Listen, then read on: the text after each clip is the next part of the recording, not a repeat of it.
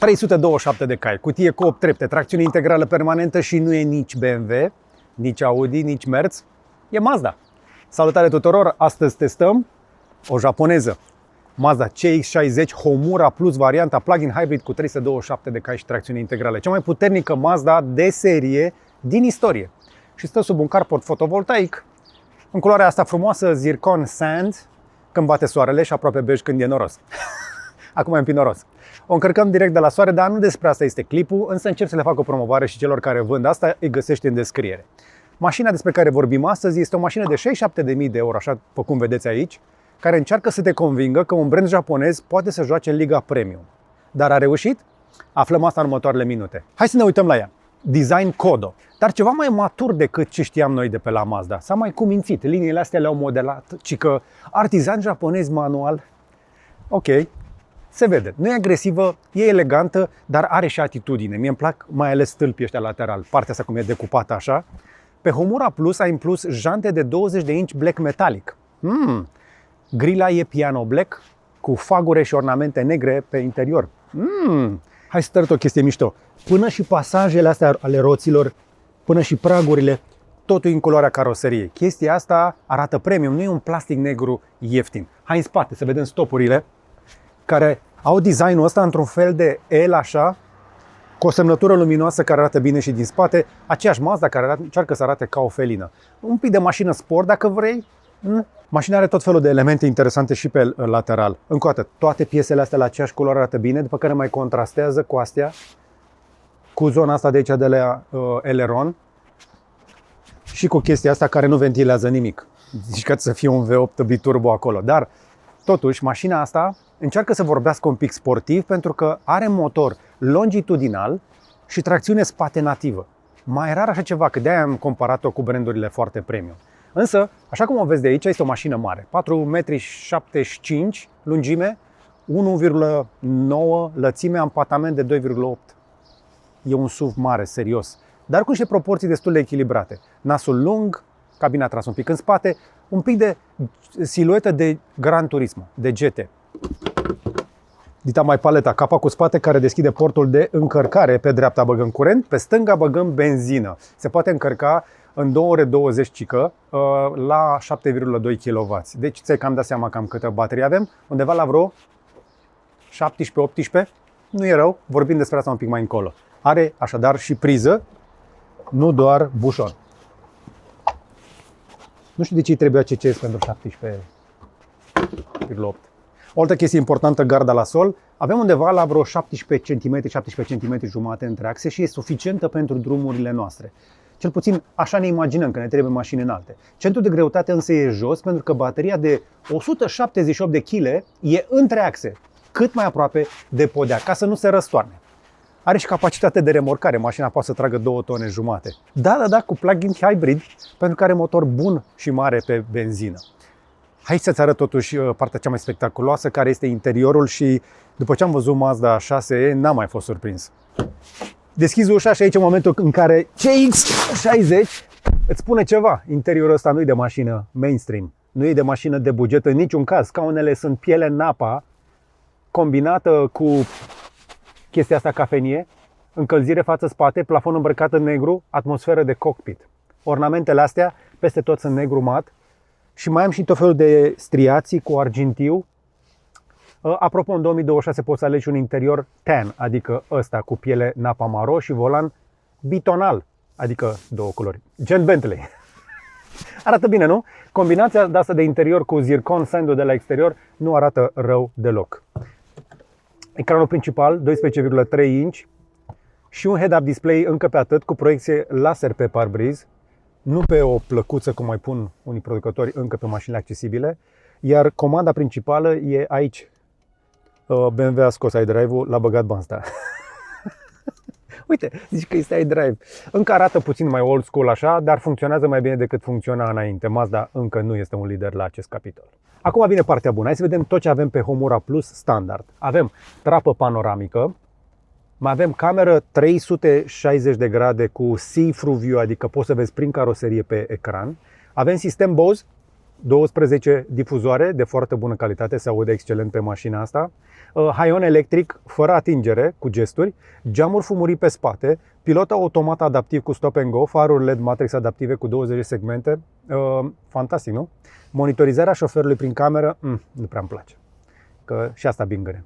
Sistem de personalizare însă facială pentru 6 șoferi, deci te poate recunoaște când urci în mașină. Și atenție, are prize de 1 kW în portbagaj. Cam uitat să-ți arăt portbagajul. Ne întoarcem acolo? Da. Hai să-ți arăt.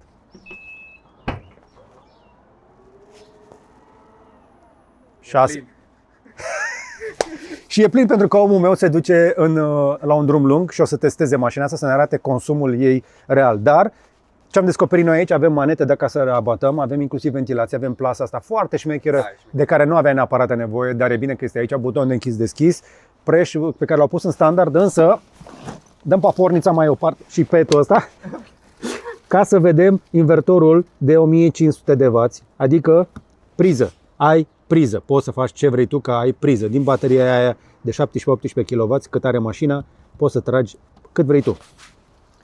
Să nu tragi mai repede de 1500.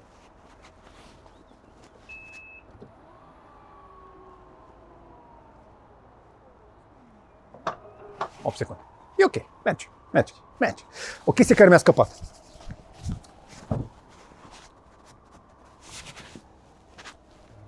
Înțelegi ce vreau să zic? Asta pot să apreciez întotdeauna când producătorii nu uită să pună protecție de prag, că în mașinile astea se mai urcă și oameni. Nu sunt doar de design. Uite și tu, cea mai frumoasă chestie întoarsă pe prag ca să nu te murdărești și este un pic flexibilă. Vine și îmbracă pragul ăsta și are un cheater inclusiv aici, un cheater moale pentru insonorizare și mai bună. Geamurile duble plus cheaterele astea puse peste tot. Cheater, uite, fii atent, ăsta e dublu, vezi? 1, 2, plus cheaterul ăsta care se așează aici, plus partea de jos. Sună ca o mașină premium? Da, mai ales când e mută la interior, că asta ne dorim. Îi zice locul VIP-ului pentru un motiv, că aici stă copilul. Și cât am arătat o priză în spate de 1 kW, mai am una aici, fii atent. Asta e de 150 de W, deci mai este un invertor și aici, dacă vrei să încarci laptopul, spre exemplu, sau alte chestii care să tragă 150, dar ai și 2 USB-C-uri, încălzire în scaune pentru locurile din spate și uite, știu cum arată scaunele astea. Ia, atinge-o. Ia. Nu că e fain? Da. Bitonal și aici, scaune îmbrăcate în piele, când o să le zgârie copiii, o să te doare sufletul aici. Dar arată bine și ai și buzunar. Vizibilitatea este excelentă, mâner, cârlig. Și aici poți să tragi plasă pentru portbagaje. Dacă rabatezi, poți să transformi chestia asta într-o zonă de încărcare de până la 1700 de litri, vreo 540 de litri în portbagaj. Asta este o mașină spațioasă pentru familii mari, insist. Nu vă luați mașina asta dacă sunteți doar 2 sau 3. Recomand. Suntem deja cu mașini din astea mult prea mari prin parcări, pentru că și asta are o problemă să încapă în același parcări în care venim cu toții. Dar hai să nu cârcotim, că suntem aici ca să vedem la ce este bună și la ce ne place la ea. Deși are transmisie integrală, are un tunel de transmisie relativ redus aici. Asta înseamnă că al 5-lea o să stea așa. Și dacă stă aici, cineva mi-a reproșat că am zis că la BMW X3 era un loc de 1,95 m la cap. Eu am 1,73 m și mai pune și chestia asta și o să obții.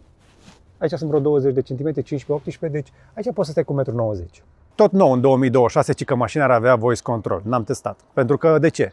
Poți să vorbești cu ea în engleză, germană, franceză, italiană sau spaniolă. Nu română încă. Până nu vine limba română, nu mă interesează. Numai că mai sunt și bube. Navigația este integrată sub Google Maps prin Android Auto sau CarPlay. Și dacă ai deja astea, este ok. Care merg wireless pe mașină. Cu touch. Exact. Spațiul din spate e ok, vă spuneam, dar la cap am anumite limite și în segmentul ăsta, pentru că a avut toată trapa aia și toate chestiile alea, îi bate un pic tuxonul și sportajul. Da? La umeri este un pic mai îngustă datorită acestei siluete față de față, se vede, însă are spațiu foarte bun. Da?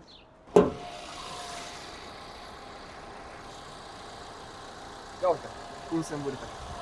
Incredibil! Se învârte! Chestia asta se învârte.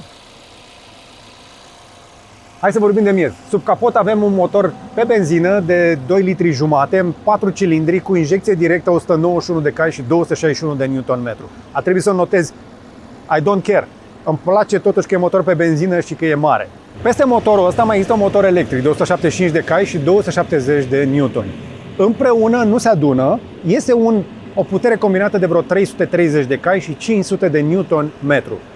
De aia zic că este cea mai puternică Mazda de serie pe care am condus-o până acum, fără să fie vreun model sport.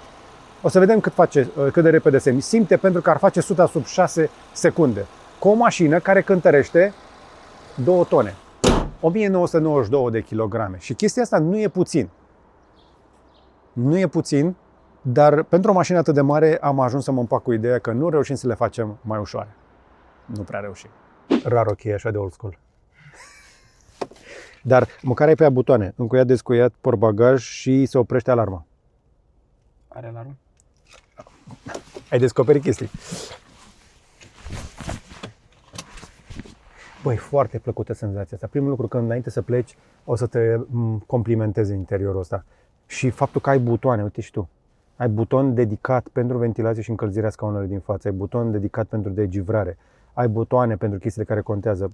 Ai nu doar butonul jos pentru răcire, ai și buton pentru a... Deci ai două... Deci nu, tu înțelegi, nu au pus un singur buton. Buton de auto, buton de sincronizare. Zona asta de aici foarte fain rezolvată. Plus ecranul ăsta care... Aici camera, cred. E un senzor, o cameră, o chestie, da. Ai drive-ul, pardon, joystick-ul, HMI-ul ăsta. Yeah.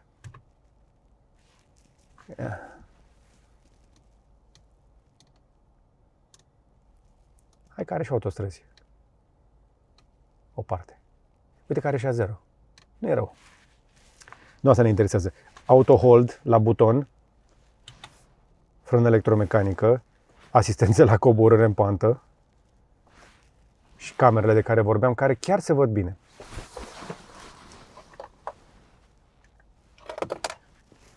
Iar să trag de asta. Ce vremuri! Te aduci aminte când puneam mâna aici? Nu, dreapta prima oară. Vai, nu cred! Vai, ce tare! Dar e electrică, nu controlează nimic direct în cutie, însă direcția este cu pinion dublu. De-aia mi se părea așa? De-aia ți se pare așa, este ca la MX-5.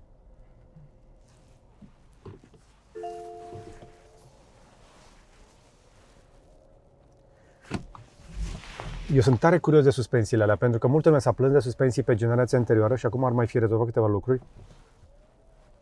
Pe față este multilink și pe spate au înmuiat arcurile.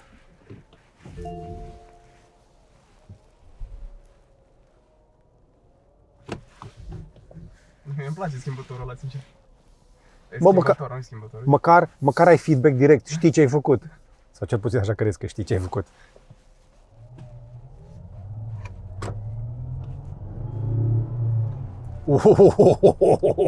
It's alive!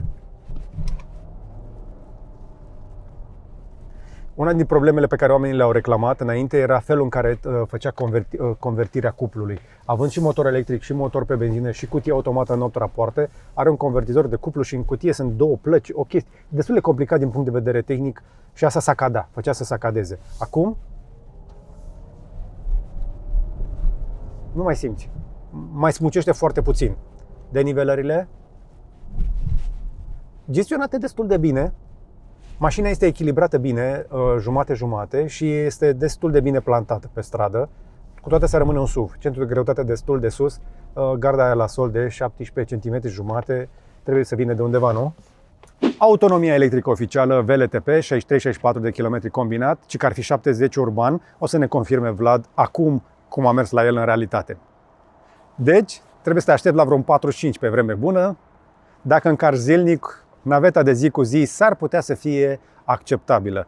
Cu aceeași capacitate de baterie, pe o altă mașină mult mai eficientă, ca să nu mai zic de Tesla, poți să faci peste 100 de kilometri. Ăsta e prețul încă o dată pe care îl plătești pe o mașină mare. Acum atenție la niște cifre importante. Pentru 2026, Mazda a trecut la standardul Euro 6e bis. Ce înseamnă asta? Asta măsoară un pic diferit plug-in hybridurile, de care eu aș vrea să începem să scăpăm. Consumul combinat ponderat oficial e la vreo 3,8 litri la sută, cu 14,4 kWh de curent. Pe 2025 aceeași mașină avea oficial 1,4 litri la sută.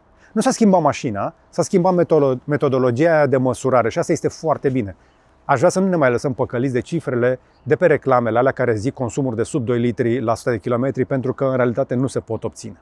Trebuie să vorbim însă de consumurile cu bateria descărcată. Noi am încărcat-o pentru test, în realitate dacă e descărcată te ajungi spre 8%. Asta e realitatea că nu încarci bateria. Pe autostradă, apropo, poți să te duci la 9-10 litri la sută. Da? De ce se întâmplă chestia asta? Pentru că cari o mașină de 2 tone cu un motor bun aspirat pe benzină care duce în spate o baterie de 180 de kg. Deci cam ăsta e consumul, 7,4 litri la sută.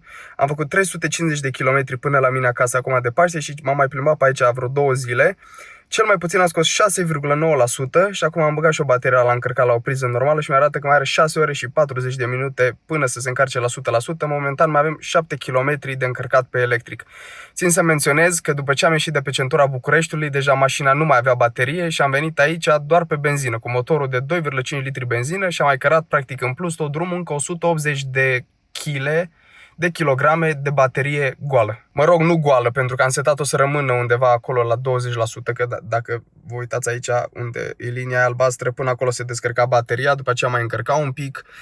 Pe dealul negru, pe coborâre, mi s-au mai pus 2 km de autonomie, dar să zic 6,9% consumul mi se pare un consum decent pentru o mașină care are aproape vreo 2 tone greutate. Acum ne îndreptăm spre București și voiam să vă arăt consumul. Am plecat de vreo 20 de kilometri.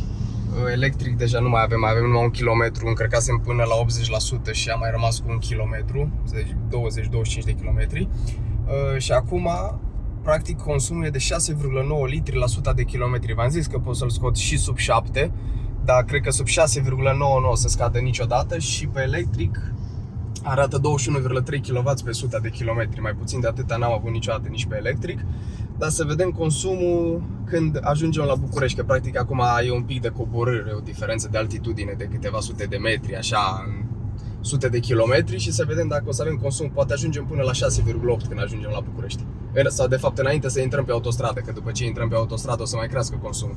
Sunt pe dealul negru și consumul stă cam așa. Am scăzut la 6,6 litri pe 100 de kilometri și 18,6 kW pe 100 de kilometri. La jumătate de rezervor ne mai arată că mai avem o autonomie undeva de 290 de kilometri, de care probabil o să înceapă să crească când o să începem și noi să coborâm spre Pitești și după aceea o să scadă din nou când o să fim pe autostradă. Dar mi se pare un consum decent pentru mașina asta, pentru greutatea ei, dar pe partea de electric nu e.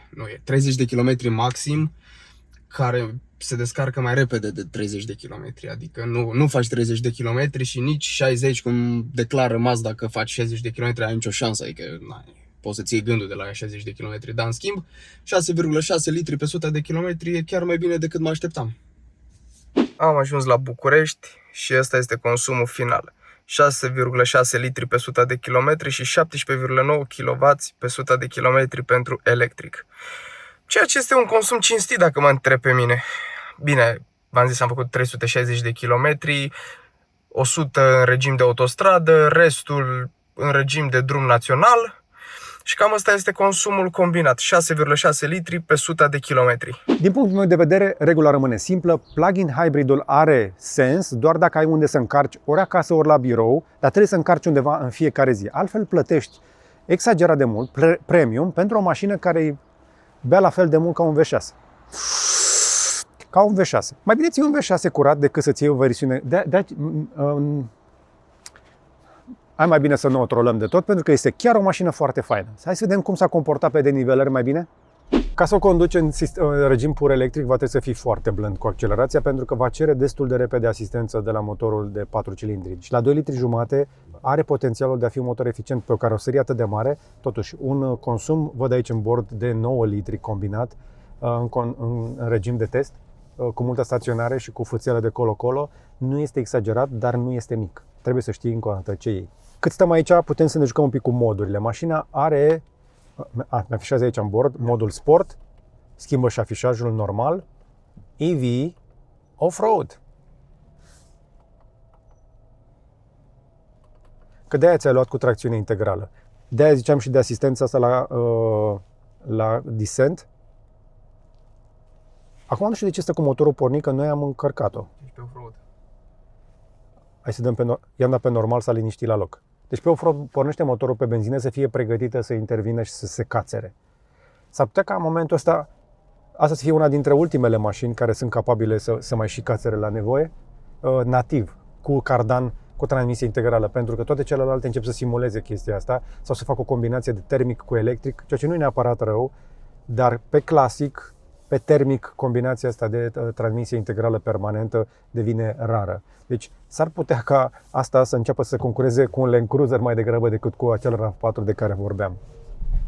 Vizibilitatea evident excelentă, de aici de sus o să vezi tot traficul și de fapt ăsta e motivul principal pentru care oamenii își iau așa ceva. În loc să vorbim despre o Mazda 6 Break, mi-e dor de o astfel de mașină, aș vrea să văd o astfel de mașină, dar nu mai avem noi norocul ăsta. În loc să vedem o Mazda așadar mai joasă, toată lumea vrea acum mașini înalte și spațioase ca să aibă această vizibilitate. Vizibilitatea așadar este bună, parbriz mare înalt, stâlpul A destul de bine îngustat, oglinzi se văd excelent, luminozitatea din habitaclu iarăși foarte bună, pot să deschid trapa asta. Nu este cea mai mare suprafață vitrată, dar este bună. Locurile din spate au și protecție termică pentru cei din spate și mașina este exact așa cum așteptam de silențioasă. Problema zgomotului de la interior nu vine de la celelalte mașini.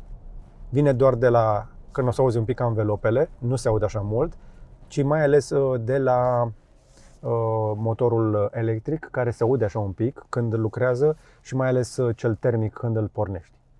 Dar în rest,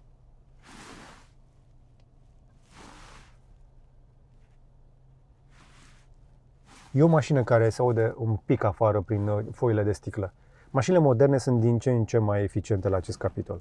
Hai să vorbim un pic de siguranță. Ai 500 euro în cap. Pe Homura Plus ai totul standard. Frânare inteligentă, față și spate, monitorizare unghi mort cu avertizare la deschiderea ușii, de acum mi se pare normal pe toate mașinile, pilotul automat adaptiv, ține distanța, are stop and go și recunoaște și semnele de circulație. Farurile astea LED Matrix adaptive sunt foarte bune noaptea, camera 360 iarăși mi se pare excelentă, deja ne-am obișnuit să le vedem și pe mașini accesibile.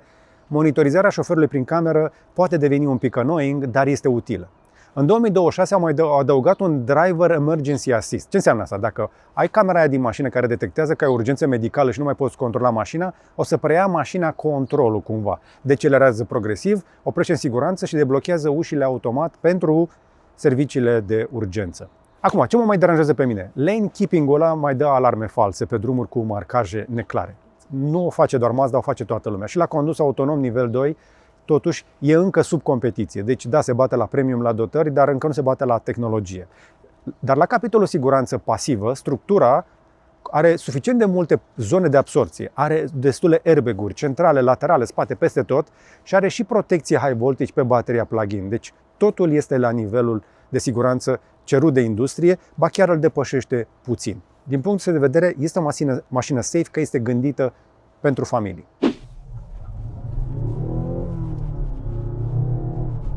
What the heck? What was that? Deci dacă vrei să pleci un pic mai repede de la semafor, motorul ăla chiar muncește și devine prezent. E ca și cum îl auzi pe undeva pe aici, se transferă cumva zgomotul. Oare a fost făcută cu intenție? Că la cât de mută, la cât de bine insonorizată este mașina, poate face parte din experiență, poate face parte din această experiență, în acest Kodo, în această Homura, în această Jinba Itai. Știi că avem la Mazda, avem acest concept de călăreț și cal. Și tu călărești și controlezi și atunci ăla e calul care nechează, probabil. Nu știu. O chestie, iarăși, pe care am început să o pierdem pe mașini, sunt aceste clapete. Ca să pot să trec cutia în manual, sunt în dreapta 2. Nu pot să cred că am făcut frână de motor. Zi-mi tu când ai făcut ultima oară frână de motor termic pe o mașină nouă. Cât stau la semafor, uite și tu. Spațiu unde poți să-ți pui chestii. Nu am încărcător wireless, dar am USB-C-uri. Aici e wireless? E wireless. Deci, încărcare wireless aici, numai că telefonul s-ar putea să se alunece puțin, în poziția asta mai puțin. O zonă destul de plină cu butoane de care nu era neapărat nevoie, dar îmi place spațiul ăsta aici. Toată consola asta arată așa old school, dar într-un sens bun. Și butoanele astea, butoane rapide ca să accesezi muzica, ecranul de casă, muzica. Uite și ce frumos, poți doar să apeși odată aici așa să spună doar ora. Dacă nu vrei să fii deranjat, dacă vrei să te bucuri de liniște, liniște, liniște, liniște și dintr-o dată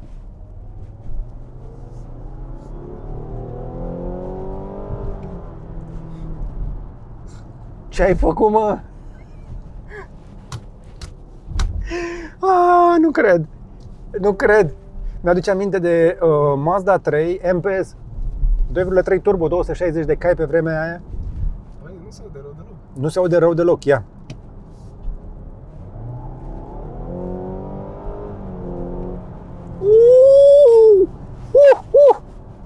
Trebuie să dăm pe sport.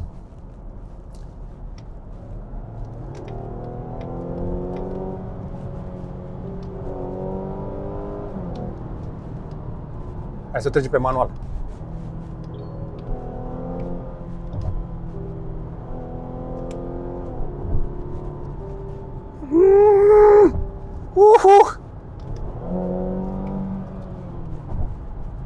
La viteză de croazieră poți să te distrezi la 70 la oră. Distracție la 70 la oră.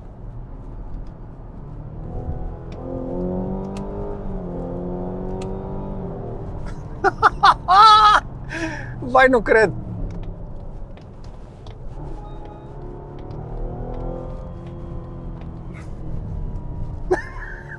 Știai că poți să fac asta?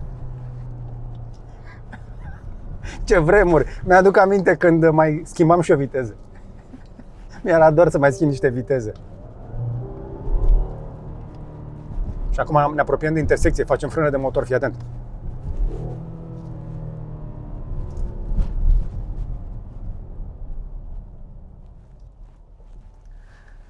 Uite încă una. Hai mă că nu e singura de pe stradă. Oamenii care conduc Mazda sunt un pic, să știi, diferiți. Că ei știu că au ceva diferit față de alții.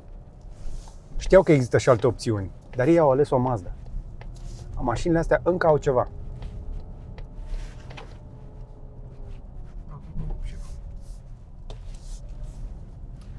Un test pe care îl mai făceam cu mașinile astea era chestia asta.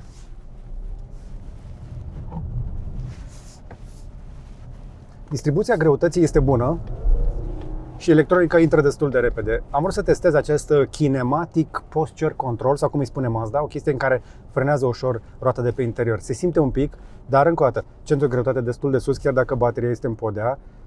Mașina, încă o dată, este bine plantată. Distribuția greutății, care ar fi 50-50, se simte destul de bine, dar rămâne o mașină înaltă. Și rămâne și o mașină la 2 tone, nu este ușoară, nu este neapărat pentru sport. E fan că poți să faci chestia asta.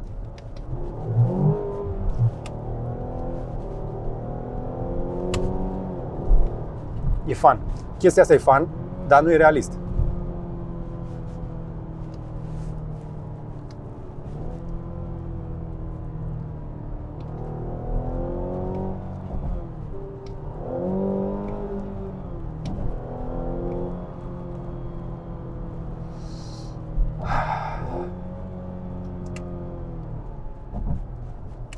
Și gata.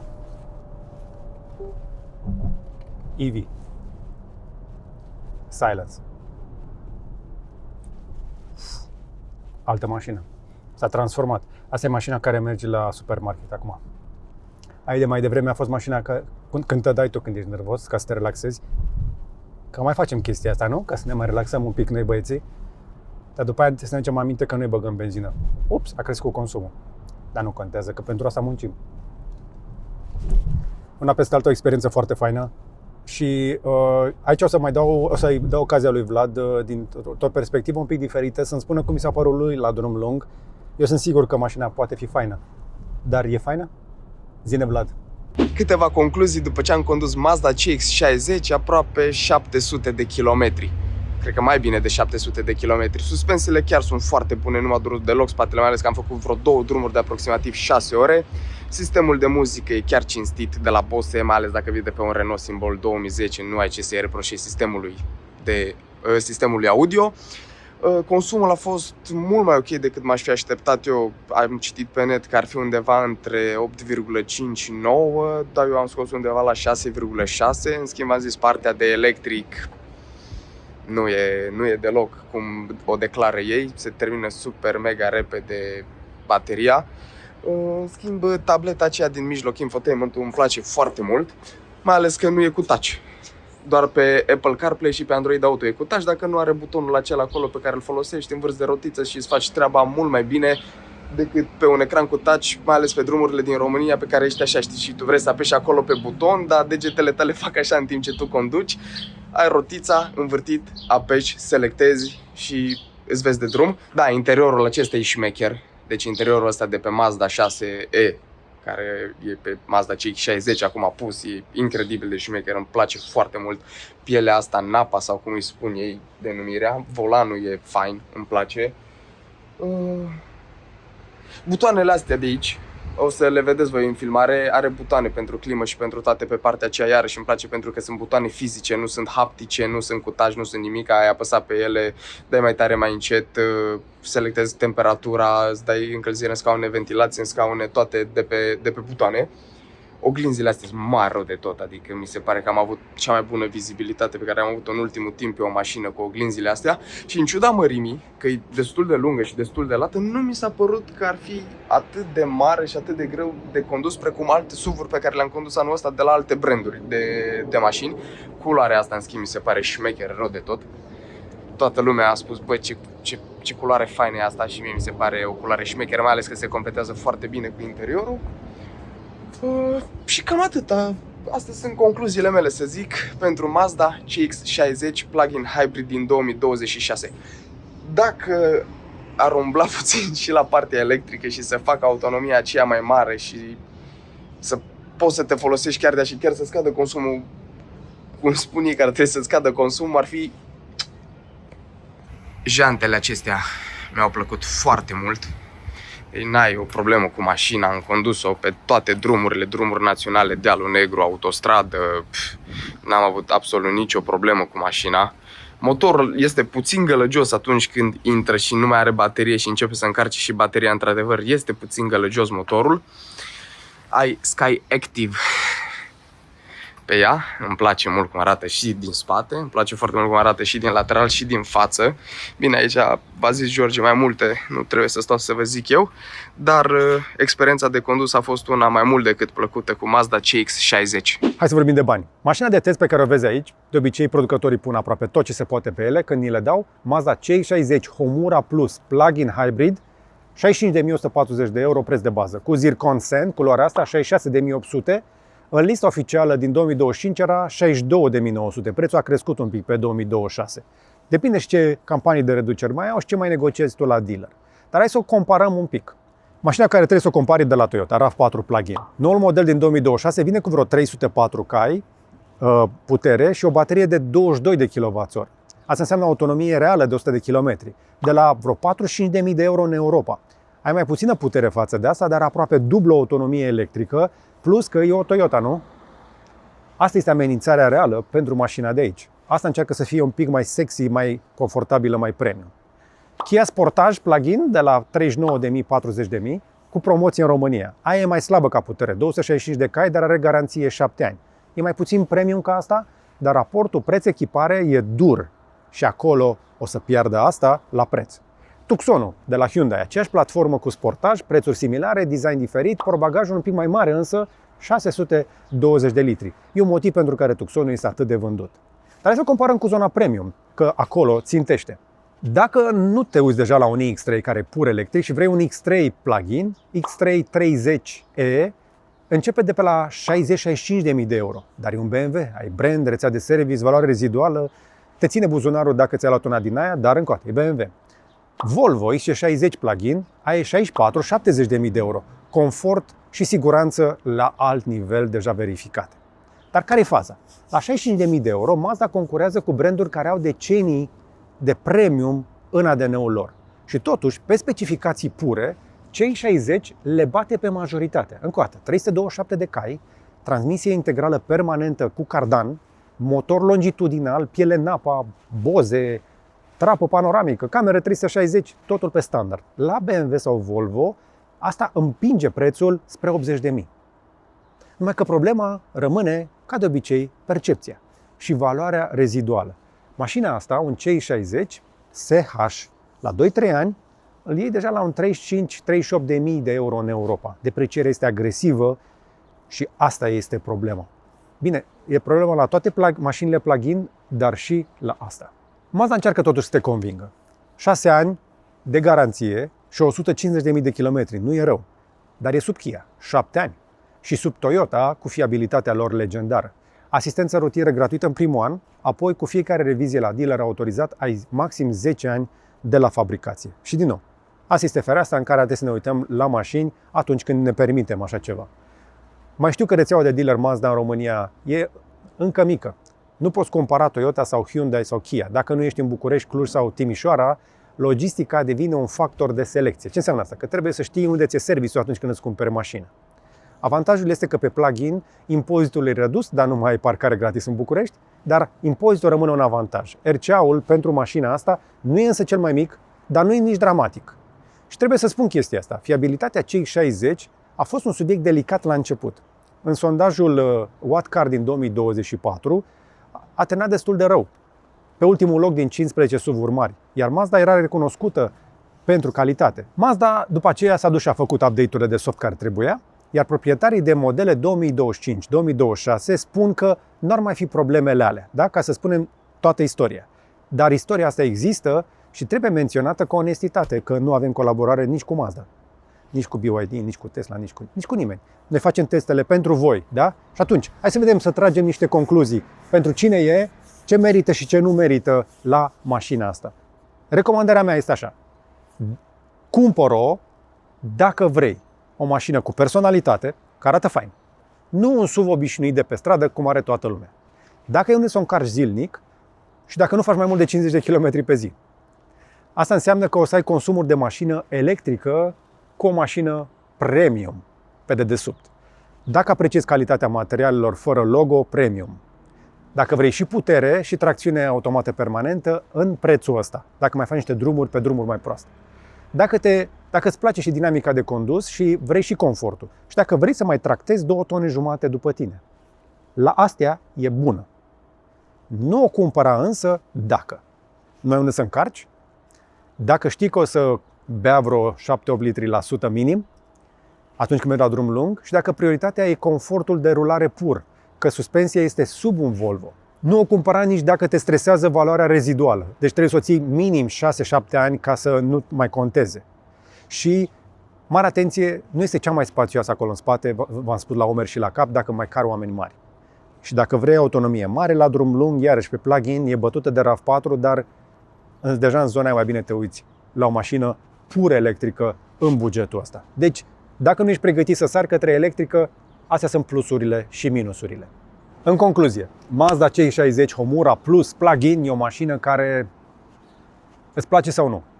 Și chestia asta e un compliment. Pentru că, din punctul meu de vedere, e o mașină frumoasă. Are specificații care fac de rușine mașini care costă cu 20.000 de euro mai mult. Se conduce cu personalitate. Interiorul e premium, pe bune, nu doar chestii de marketing. Motorul ăla foarte, foarte, foarte fain. Tracțiunea spate nativă, super pentru cei care caută așa ceva. Cutie cu 8 trepte, n-am mai auzit de mult. Transmisie integrală permanentă cu cardan la Mazda în 2026. Dar are și bube, încă o dată. Suspensia nu e la nivelul prețului pe drumurile românești. Motorul termic se mai aude, pentru ăștia care deja facem diferența, mai ales când o calci. Și infotainment-ul am văzut mai bine. Acum e mai bine față de ce făcea Mazda. Iar deprecierea e dură și fiabilitatea, deși îmbunătățită, încă nu e la nivelul celor de la Toyota. Deci e și un pic de loterie. Nota mea? 7,5, 8 din 10. Cu potențial de 8 dacă o iei la SH și ai unde să o încarci. Nu? Cred că asta ar putea să fie un deal mai bun. Asta mi-aduce aminte că să facem materialul ăla de SH-uri. Deci pentru cine e perfectă? Pentru omul care nu vrea să fie ca toată lumea.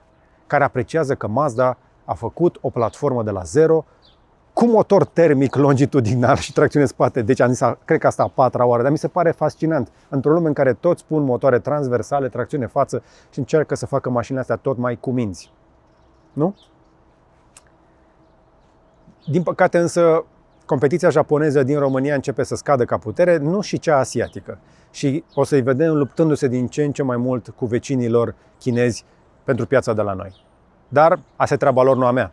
Treaba mea să vă fie vouă util. Și dacă v-a plăcut, dați like, abonați-vă, spuneți-mi în comentarii dacă vreți și alte mașini din segmentul ăsta. Ce mașini ați mai vrea la test aici sub carportul nostru fotovoltaic, pentru care vă las link în descriere. Le mulțumesc și membrilor noștri care ne susțin cu abonamentele lor lunare. Vă sunt recunoscător pentru susținere, facem conținut înainte de orice pentru voi. Și dacă ești încă aici și n-ai plecat, sub acest video o să găsești tot felul de produse de pe gb.ro. Sunt gadgeturi selectate, testate și vândute de noi. Și îți promit că sunt printre cele mai bune, dacă nu cele mai bune, din piață. Ia vezi. Poate te duci pe gb.ro. Vezi, poate nu te duci. Și dacă ne urmărești pe social media, apropo, din când în când o să vezi niște coduri care apar acolo pe notificările alea din clipurile video. De ce faci cu ele? Testează-le. Poate se întâmplă ceva interesant. Numai bine!